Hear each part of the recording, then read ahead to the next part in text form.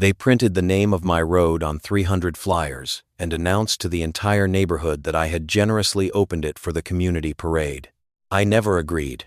That morning, I stood by the old wooden mailbox at the end of the East Ridge entrance. Dew still clung to the asphalt I had paid to lay down nearly 20 years ago. When I opened the envelope, I assumed it was the usual HOA noise, a meeting notice, a new rule about garage door paint colors, some Karen complaining about fence height. But it was not. Right in the center of the glossy page, in bold letters, it read, Community Freedom Parade, full route through East Ridge private access. Generously provided. Generously provided. I let out a short, dry, cold laugh. East Ridge private access is the road that sits entirely within my deed. No easement, no shared use, no implied agreement. I built it with my savings after leaving the military. Every truckload of gravel, every layer of asphalt, every repair after harsh winters. I still remember the smell of hot tar rising in the July wind. I remember my hands covered in dirt and the quiet pride that came with it. And now, an HOA board believed they could turn it into community property with a single sentence. If you have ever read HOA stories or Karen stories online, you know how this begins. A little too much confidence, a little illusion of authority, and one quiet man underestimated because he lives on the edge of the neighborhood. I am not part of the HOA. My house sits outside the official boundary, but my road is the most convenient shortcut connecting Whispering Hills to the main highway. Years ago, they asked to borrow it when the main road was under construction. I refused, politely, firmly. This time, they did not ask. They announced. I walked inside, set the flyer on the kitchen table. Sunlight streamed through the window, illuminating the name Linda Harper, HOA president, printed at the bottom. I could picture her standing in the community hall, microphone in hand, voice lifted high, talking about unity, about sharing, about putting community first. In her mind, I was just a grumpy old man, a loner, no holiday lights, no neighborhood parties, no board meetings, an easy target. She did not know who I was. I poured myself a cup of coffee, sat down, and read every line again. They had not just promoted the event. They had printed a full parade map, complete with arrows turning directly into my entrance. 300 people would pass through here next Saturday morning. They had emailed the entire neighborhood, posted in the Facebook group, created the event page. Once parade wheels rolled over that asphalt, they would call it precedent. They would say the community had used it. They would say, I had silently agreed. This was no longer about a Karen showing off. It was a strategy, seize control through public perception. I felt my heart beat slow, not from fear, but because my mind was calculating. Many people mistake silence for weakness. In the military, I learned the opposite. Silence gives you time to observe. Linda believed I would be too embarrassed to cause a scene. She believed I would open the gate to avoid being labeled anti-community. She was wrong. I opened the drawer and pulled out my old file folder. The deed, the land survey, the documents confirming there was no easement. Everything intact, carefully preserved out of old habit. I flipped through each page, feeling the solidity of the paperwork in my hands. Real power does not belong to the loudest voice, it belongs to the evidence. Outside, wind moved through the trees lining the road. The road lay quiet, loyal, unaware it was about to become a stage. I picked up the phone and called my former attorney, the one who handled the paperwork when I bought this land nearly 20 years ago. His voice was as calm as ever. I think they are trying to create a precedent, I said. He paused for a few seconds, then replied slowly. If you let them step on it once, you will spend the rest of your life fighting to take it back. I looked out the window. In the distance stood the wooden sign carved with East Ridge Private Road. I had built that sign myself. They think I am just a difficult old man. They do not know I once commanded a company. They do not know I have faced pressure far greater than a parade full of balloons and patriotic music. If they want to turn my road into a stage for a Karen's display of authority, I will let it become a stage. With one difference, I will be the one writing the script. They voted to take control of my road, and I was never invited to attend. I did not find out because someone had the decency to inform me. I found out because a neighbor accidentally forwarded me the wrong email. The subject line appeared cold and sterile on my screen. Board vote passed. Temporary access approved. Temporary access. Approved. Not a single phone call. Not one certified letter. Not one direct conversation. Just a closed-door HOA board meeting where people who had never invested a single dollar into that pavement raised their hands and decided its fate. I read the attached minutes. They clearly stated, majority community support. No reasonable objection expected. No reasonable objection expected. I sat quietly in my study, a small room lined with old bookshelves, a folded flag displayed in a glass frame. Afternoon light filtered through the blinds, stretching long stripes across the wooden floor. I felt something familiar rise in my chest. Not anger. Focus. In the minutes, Linda spoke the longest. She talked about unity, about sharing infrastructure to build a stronger community. One board member asked whether the road was entirely private property. Linda answered quickly, "He has never stopped us before." A neat little lie. I had refused at least twice in the past. Politely. In writing. But when a story is retold in a room full of people who trust the most confident voice, the truth fades into the background. This is how many HOA stories begin. Not with an open confrontation, but with a vote behind closed doors. When you are excluded from the table, you are excluded from the decision. They believed that because I was not part of the HOA, I had no voice. They believed that because I lived on the edge, I had no influence. They saw a quiet old man who did not attend weekend barbecues and did not argue in the Facebook group. They did not see the property records resting in my hands. That evening, I drove to my attorney's office. The highway was nearly empty, the sky dark and metallic. I thought back to my years in the military, when a wrong decision made in a meeting room could lead to consequences in the field. Back then, I learned one thing: never react until you understand the entire map. My attorney, Mr. Harris, placed the meeting minutes on the desk and tapped the section they labeled implied community use. He looked at me over the rim of his glasses. "They are trying to create a precedent," he said. "If you allow that parade to cross your road, they will claim you consented. Next time, it will not be temporary." I nodded. I knew, but what weighed on me was not just the legal angle. It was the psychological one. Linda was betting on something else. She believed I would not dare escalate the situation, that I would fear being seen as selfish by the entire neighborhood, that I would bow my head to avoid criticism. Public pressure. That is the weapon of a Karen with a title. I opened my phone and scrolled through the community group. They were excited. Comments flooded in with flags and fireworks. One person wrote, "It is great that he finally opens up for the community." Another replied, "See, sometimes stubborn people just need time." Stubborn people. I smiled. In war, they once called me stubborn too, until they needed someone who would stand firm when everyone else stepped back. I do not love that road for its monetary value. I love it because it represents independence. I stepped away from the system to live on my own terms. No one has the right to turn it into a prop for their leadership image. The next morning, I went to the county land records office.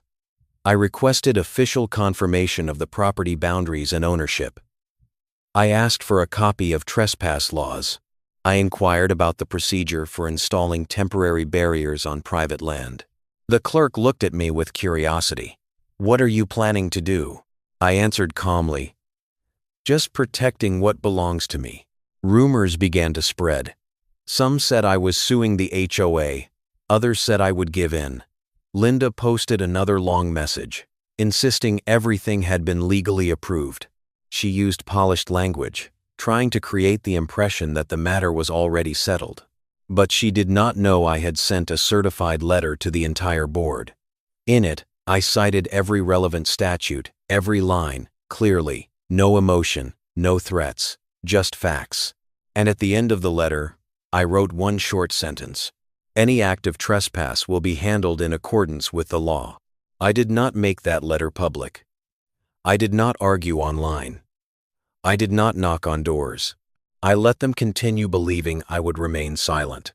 Because in every Karen story that has ever spread across Reddit, or in those viral HOA Karen stories, the decisive moment always comes when the underestimated man steps out of the shadows. And I have not stepped out yet. Not yet. They hung the parade route map right at the entrance of the neighborhood, and my road was highlighted in bright red as if it had belonged to them all along. I stood across the street, looking at the large board shimmering under the afternoon sun. The words Scenic Ridge Route curved gracefully across my land, drawn in a smooth, confident line. People walking by stopped to take pictures. Children pointed at it. A man laughed out loud and said, "That road is the best in the neighborhood.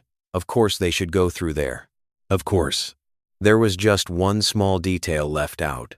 It was not theirs. The promotion gained momentum every day. Emails poured in. The HOA Facebook group filled with countdown posts. Linda appeared in a short video, standing in the community hall with the American flag and red, white, and blue banners behind her. She spoke about freedom, about unity, about how surrounding property owners were willing to contribute for the greater good. Property owners. Plural. I watched the video twice, not out of anger, but because I wanted to listen carefully to how she framed the story. Her voice was steady, her eyes confident. In her mind, this battle was already won, because she controlled public perception. Many people began to believe that I had agreed. A neighbor stopped by the fence, smiling warmly. "Good for you," he said, finally opening it up for everyone. I looked at him and saw sincerity in his eyes. He meant no harm. He simply believed what had been repeated often enough. When truth is not protected, it is replaced by the louder story. That evening, I walked slowly along my road. The asphalt reflected the yellow porch lights. I remembered the day I signed the contract to buy this land. The agent had told me the area would grow, that there would be an HOA, that there would be rules. I chose the parcel on the edge, kept my distance. Not because I hated community, but because I believed in clear boundaries. Private means private. But Linda was trying to turn that boundary into something vague. The next morning, I went to a building supply store. I bought heavy metal barricades, the kind used at construction sites. The clerk asked what I planned to do with them. I answered simply, "Protect my property." He nodded and asked no more questions. I installed high-resolution cameras along the entrance, not small hidden ones. I chose visible units, lenses dark and reflective under the daylight. A silent message: everything will be recorded. Meanwhile, the HOA continued building toward the climax. They announced nearly 200 participants. Golf carts decorated with flags. Children practicing for the parade. A board member wrote in the group, "No one can stop the spirit of community." No one. I read that line and smiled. They still believed I was just a difficult man clinging to his property. They did not know I studied property law after leaving the military. They did not know I once assisted another county in a multi-year easement dispute. I never bragged. I never told the story. But that knowledge was still here in my mind, sharp as a carefully honed blade. That afternoon, I went to the local police station. I presented the situation. No complaints, no accusations, just documentation and advance notice of potential trespass on the morning of the parade. The officer looked at me closely. "Do you want us there?" "I want everything handled within the law." He nodded. The rumors began to shift. Some people heard that I had contacted authorities. The Facebook group grew quieter for a few hours. Then Linda posted again, longer and stronger than before. She wrote that everything had been handled properly. She did not mention my letter. She did not mention the law. She was betting on confidence. I was betting on facts. That night, as wind moved through the trees, I stood at the head of my road and looked into the dark stretch ahead. I imagined Saturday morning, music playing, a crowd approaching. They believed the gate would open. They believed I would step aside. Sometimes real power does not lie in speaking the loudest. It lies in choosing the right moment to say no. And as I turned and walked back into my house, I knew that moment was getting closer. Very close. I sent a certified letter to the entire HOA board, and in it, I did not beg. I warned them. That morning, when the postal carrier confirmed each envelope had been delivered by hand, I pictured Linda's face as she tore open the seal. I knew she was expecting a weak objection, a request to negotiate, a graceful concession. What she received instead were 3 cold pages citing specific statutes on property rights, trespass, and civil liability for any damage occurring on private land without written permission. Not a single emotional sentence, not a single threat, just facts. At the end of the letter, I stated clearly that I do not grant access to my road in any form. Any act of organizing, encouraging, or leading others onto the property would carry personal liability. Personnel. I chose that word carefully. Many people on an HOA board are used to hiding behind what they call collective decisions. They believe that if a vote passes by majority, responsibility dissolves. The law does not work that way, and I know it. That afternoon, my phone rang. A board member, his voice slightly unsteady, asked whether we could sit down and talk like adults. I calmly replied that I had already spoken, in writing. If they wanted to negotiate, they could send a formal proposal. He was silent for a few seconds. I heard him sigh on the other end. Perhaps for the first time, he realized this was no longer a public image game. Linda, however, was different. That evening, she posted a long message in the community group. She called my letter an overreaction. She said I was trying to intimidate the spirit of unity. She insisted that the law was not that simple.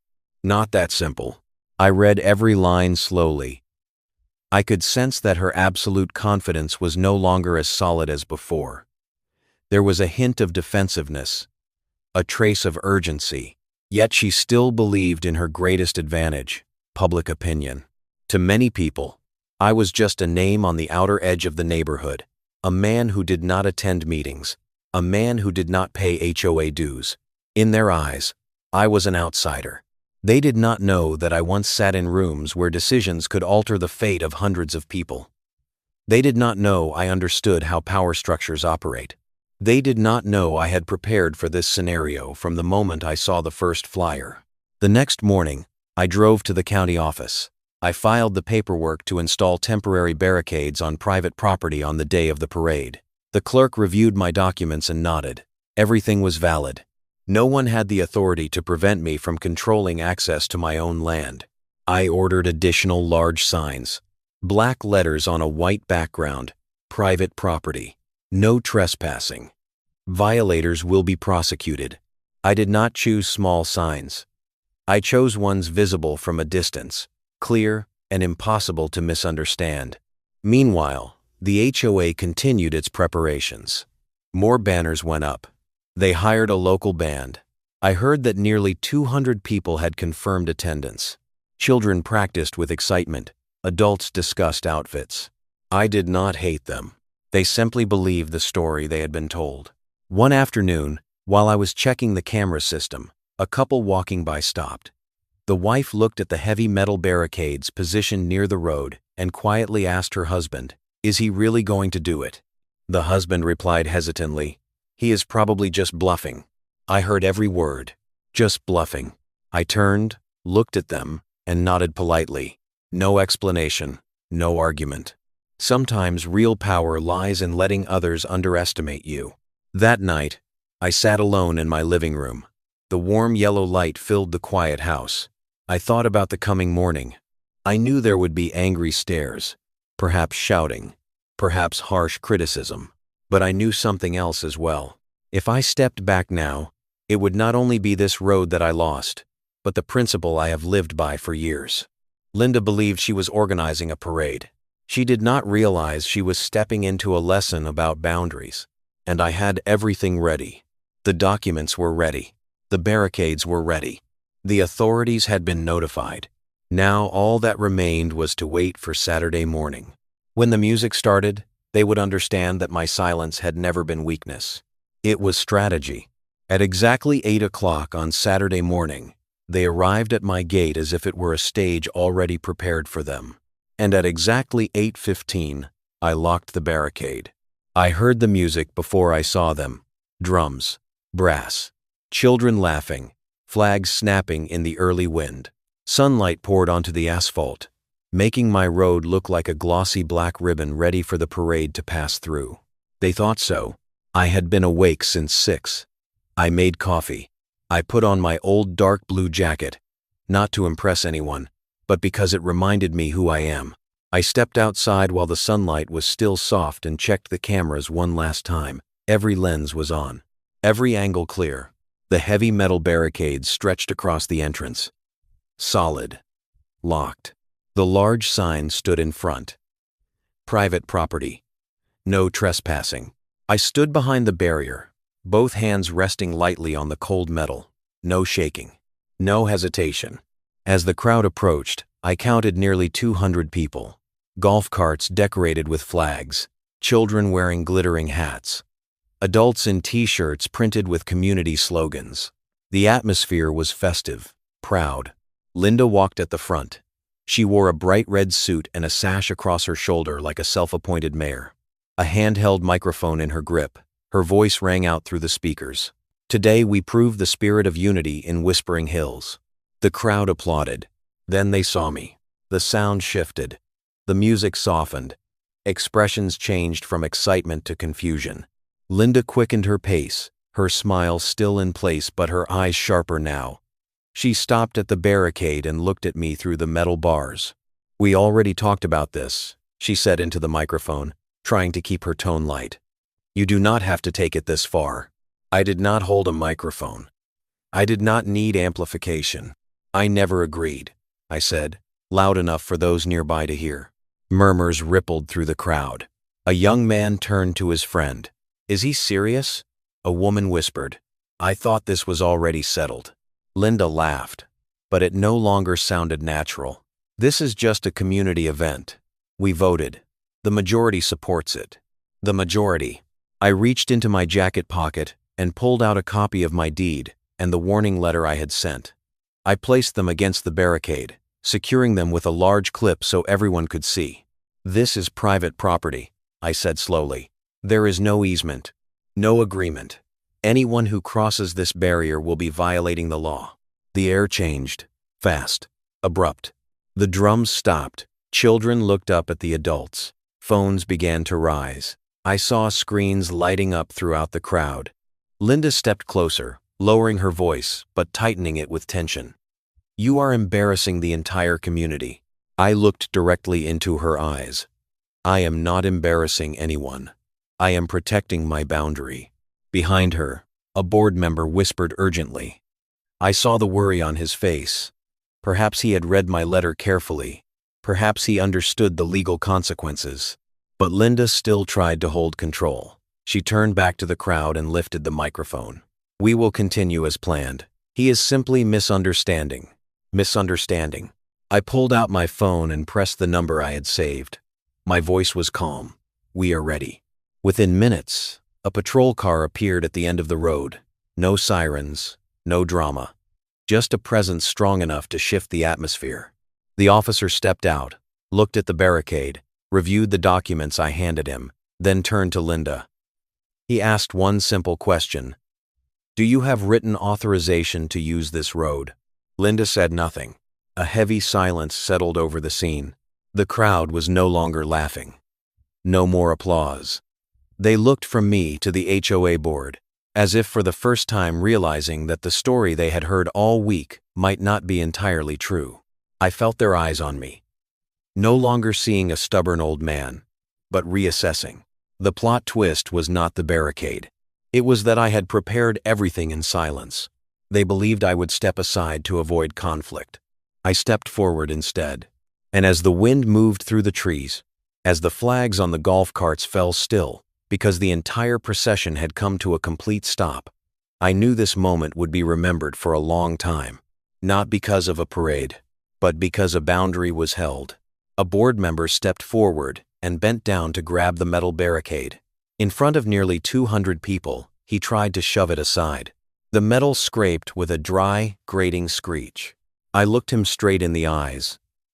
I didn't shout. I didn't lunge. I said just one word. "Don't." He froze for half a second. Just half a second. But it was enough to make the entire crowd hold its breath. The officer stepped forward, his voice low and clear.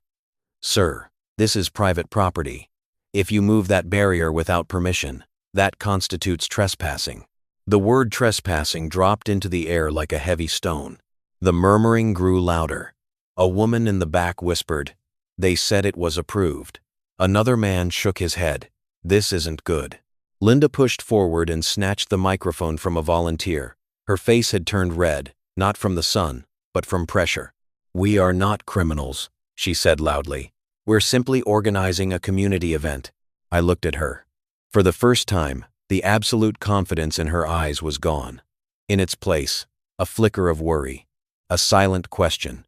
How did this get this far? I stepped closer to the barrier. "A community event does not stand above the law," I said. "And the law does not change because of an internal vote." A few people in the crowd began turning toward the board. They were no longer looking at me like I was the troublemaker. They were looking at the people who had assured them everything was legitimate. The officer turned to Linda. "Do you have written authorization to use this road?" Linda said nothing. The air felt thick. A child tugged at his mother's sleeve and whispered, "Mom, why aren't they moving?" The mother bent down, not knowing what to say. In that moment, I realized something important. This was no longer a confrontation between me and a Karen. This was a test of trust for the entire neighborhood. Another board member leaned toward Linda, whispering urgently. I caught fragments of the words personal liability. Maybe he had just remembered the letter I sent. Maybe he had just realized his name was listed among the organizers. Linda turned back to me, her voice lower now, no longer amplified by the microphone. "Do you really want to do this in front of everyone?" I answered calmly. "You chose the stage." That line spread faster than the music had earlier. A few people laughed nervously. Others nodded. The plot twist was not that I called the police. It was that I had notified them in advance. The officer added, loud enough for everyone to hear. "We were informed about the possibility of unlawful trespass. The property owner has full control over access to this entrance. Informed in advance." I didn't react impulsively. I prepared. An older man stepped out from the crowd, looked at me, then at the board. "You told us everything was cleared. You said he agreed." Linda tried to steady her voice. "There may have been a miscommunication." Miscommunication. I didn't say another word. I simply pointed to the copy of the deed attached to the barrier. My name printed clearly. The property lines clearly marked. A younger board member took a step back. I saw fear flicker across his face. Not fear of me. Fear of consequences. Fear of being recorded. Fear of being shared everywhere. More phones were raised. Everything was being filmed. Public embarrassment. The weapon Linda once believed would force me to back down was now turning on her. A woman in the crowd called out, "We should reroute." Her voice wasn't angry, just tired. Support began to fracture. Linda looked around and realized the eyes on her were no longer filled with absolute trust. For the first time, she wasn't controlling the narrative. I stood still, both hands resting on the metal barrier. No need to shout. No need for anger. Real power is not in volume. It is in preparation. The officer spoke briefly. "Without written authorization, the parade cannot pass through here." Short, clear, final. The music had completely stopped. Flags no longer waved high. The crowd broke into smaller groups, whispering, arguing, and in the middle of that chaos, I felt a deep stillness in my chest. I didn't defeat anyone. I simply held my boundary. But sometimes, that alone is enough to change how an entire community understands power. A young man suddenly stepped past the barrier line, just one step. But it was enough to make everything explode. I saw him slip through the narrow gap on the left side, where the barricade and the row of trees left just enough space for someone determined. Maybe he thought he was just testing it. Maybe he wanted to prove I was only bluffing. The crowd behind him held its breath. A few scattered cheers broke out, half joking, half serious. Linda did not stop him. She stood still. The officer moved immediately. "Sir, please step back behind the barrier." The young man hesitated, glancing around, as if waiting for someone to back him up. Instead, his eyes met dozens of phones pointed straight at him. His face went pale. I did not shout. I did not rush forward. I simply spoke, loud enough for the entire crowd to hear. This is an official warning.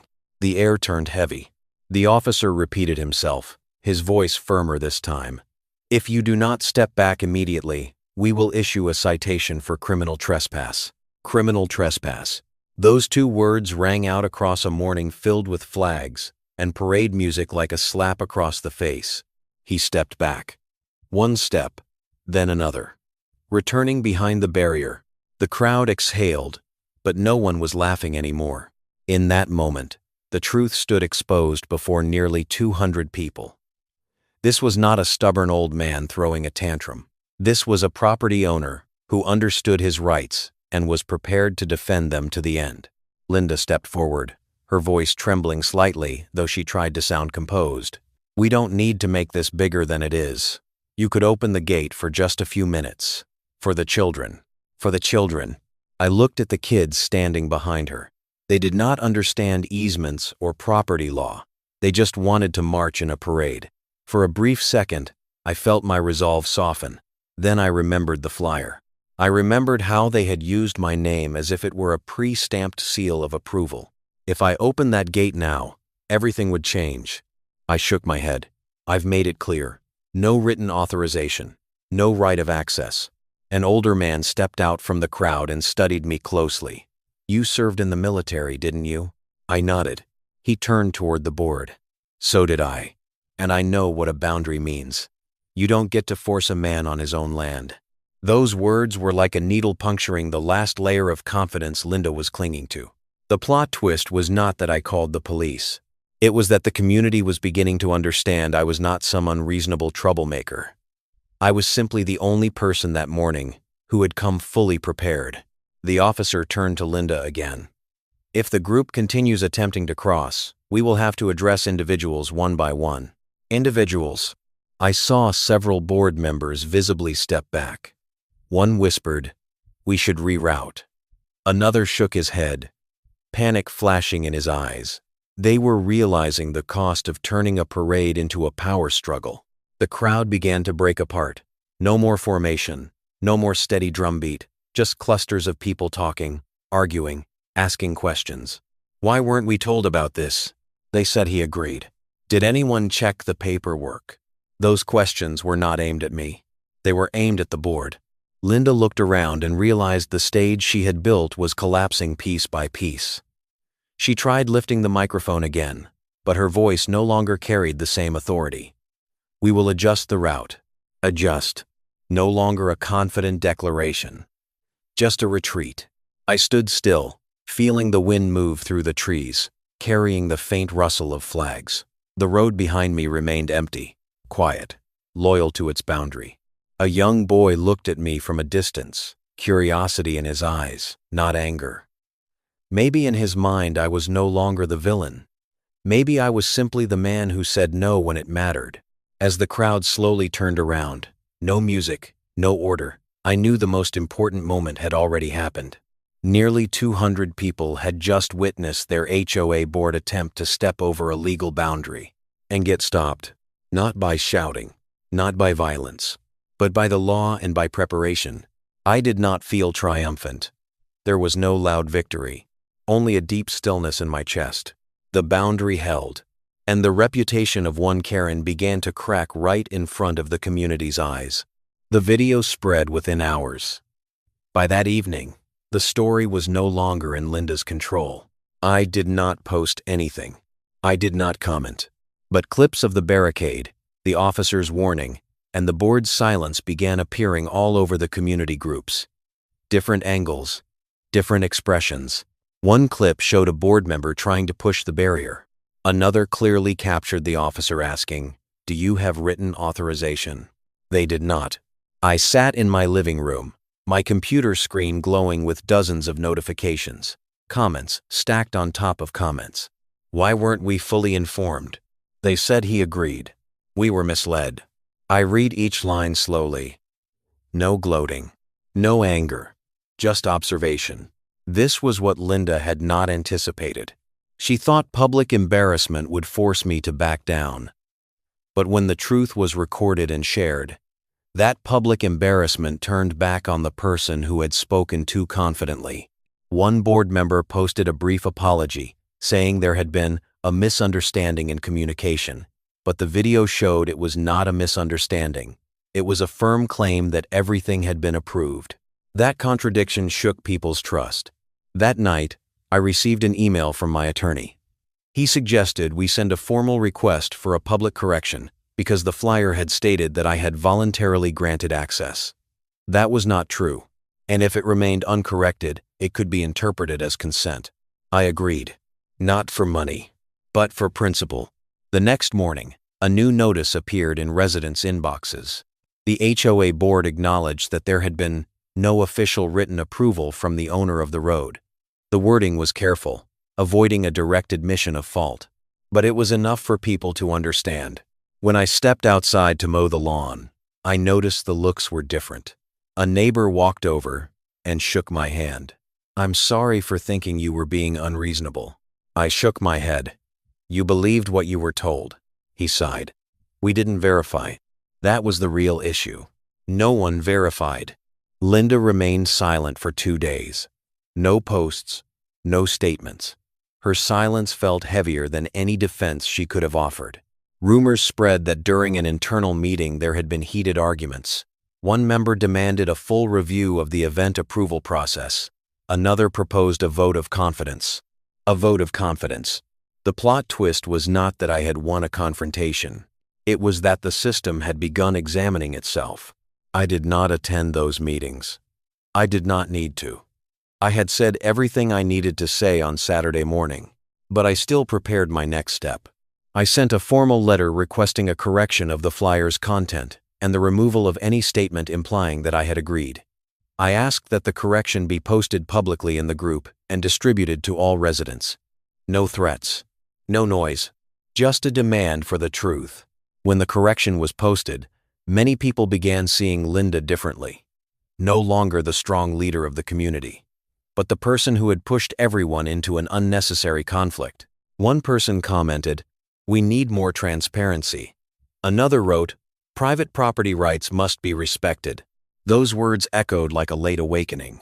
That afternoon, I stood at the entrance to my road, looking at the barricade still in place.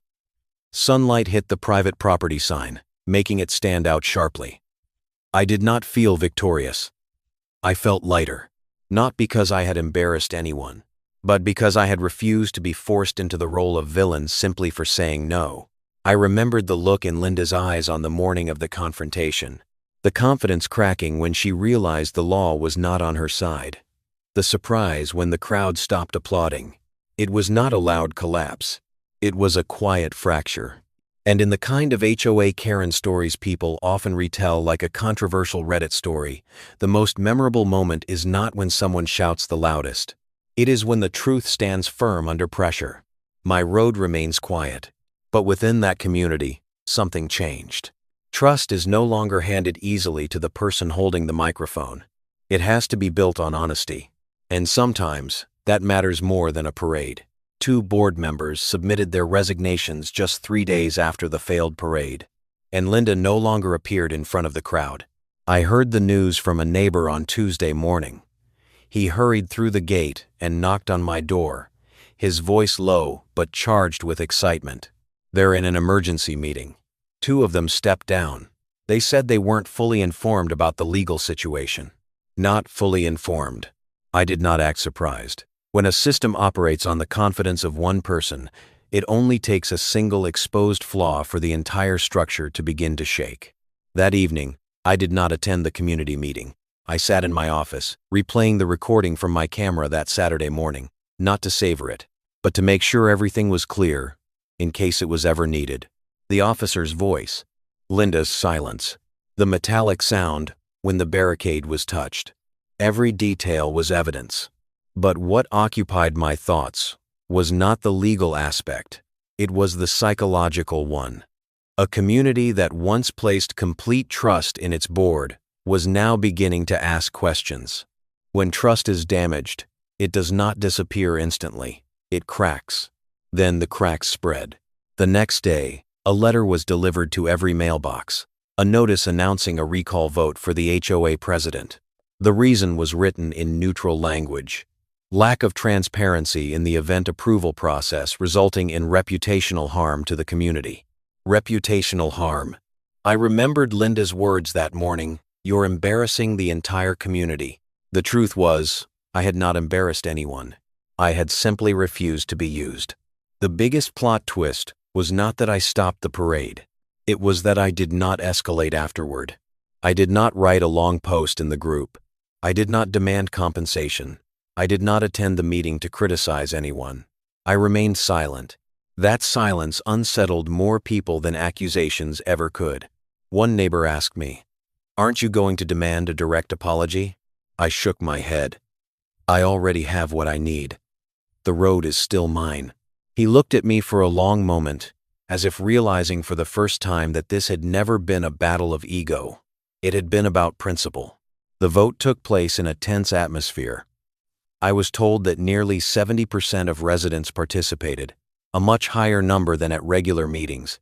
People were no longer attending for pastries and coffee. They came because they understood that the board's power directly affected their property and their reputation. The results were announced that evening. Linda was removed. There was no applause, no shouting, just a short, dry statement. But behind it was a small earthquake within the community. Someone told me that when the result was read aloud, Linda stood still for a few seconds, then left the meeting without saying a word. I imagined that moment. No microphone, no banners, no confidence. Just a woman realizing that power built on controlling information does not last. I did not celebrate. I did not hate her. I simply hoped she learned something. The following afternoon, I took the barricade down, not because I was afraid, but because I no longer needed it. I installed a stronger gate with an electronic lock. Not flashy, not provocative, just clear. A new sign went up. Private means private. I stood there watching my road in the sunset. The asphalt reflected a warm orange glow. Everything was quiet, as if there had never been a confrontation. But I knew something had changed. That community understood that a man they underestimated could still hold his boundary under the gaze of 200 people. They understood that the law is not decoration in meeting minutes. And I understood something else. You do not need to shout to prove you are right. You just need to prepare carefully. Stand firm, and let the truth speak for itself. 1 week after the failed parade, my road was quiet again, as if no music had ever echoed across it. But the community was no longer the same. I stood in front of the newly installed gate, my hand resting lightly on the cool metal surface. No more construction barricades, no patrol cars parked along the shoulder. Just a solid gate, a clean electronic lock, and a simple sign. Private means private. Not a slogan of defiance. A reminder. That morning, a few neighbors walked by and nodded at me. Their eyes were different now. No more curiosity. No more hesitation. There was a quiet respect. An older man stopped, looked down the road, then back at me. "You were right," he said softly. "If you had opened that gate that day, next time, they would have thought everything was negotiable." I did not respond immediately. I watched his shadow stretch across the pavement. "A boundary only has meaning if you hold it," I said. He nodded and continued on his way. That week, the HOA board was temporarily managed by a new group. They sent out a letter promising greater transparency, consulting legal counsel before announcing anything related to private property. Their language was more humble, more cautious. No one referred to the parade as a victory. It became a lesson. I know some people still think I was too rigid. Some still believe that for the sake of the community, flexibility is better. I understand that point of view, but I also understand the opposite. If you surrender your rights just to avoid uncomfortable looks, you do not only lose a road, you lose your authority to decide. The biggest plot twist in this story was not that I blocked the parade, not that Linda was removed, not that the videos went viral. It was that the quietest man in the neighborhood turned out to be the one who understood the law best. They thought I was just an old man living on the edge of the HOA. not attending meetings, not paying dues, not hanging banners. They did not know I had once sat in rooms where every decision had to be backed by documentation. They did not know I had learned not to react when provoked. They did not know I understood that real power is not in the microphone, but in the paperwork prepared carefully in advance. That evening, I sat on my porch watching the sun set behind the trees. The road ahead stretched out peacefully. I thought about Linda, about the moment she stood in front of the barricade, trying to hold her smile as everything slowly slipped out of her control. I did not hate her. Perhaps she truly believed she was doing something good for the community. But belief, if not tested by truth, can become imposition. And imposition, even when wrapped in the language of unity, is still imposition. The evening breeze moved gently. I heard the leaves rustle. I felt a deep calm in my chest, not because I had defeated someone, but because I had not betrayed myself. If you have ever lived in an HOA neighborhood, you know that feeling. The feeling when a decision made by a few people can reach into your property rights. The feeling of being labeled difficult simply because you read every line of the regulations carefully. But remember this: silence does not mean weakness. Standing firm does not mean selfishness. And saying no, when necessary, does not make you the villain. It makes you responsible for your own life. My road is still there. Not a shortcut for a parade. Not a symbol for someone else's image. It is a boundary, and I kept it. If you have ever stood in a similar situation, if you have ever been pressured to give in just to keep the peace, I want to hear your story. Share it in the comments. I read every line. And if you believe that property rights and personal principles are worth defending, press like and subscribe so you do not miss the next stories. Here, we are not looking for conflict. We are looking for clarity. And sometimes, a gate closed at the right moment is enough to open the door to lasting respect.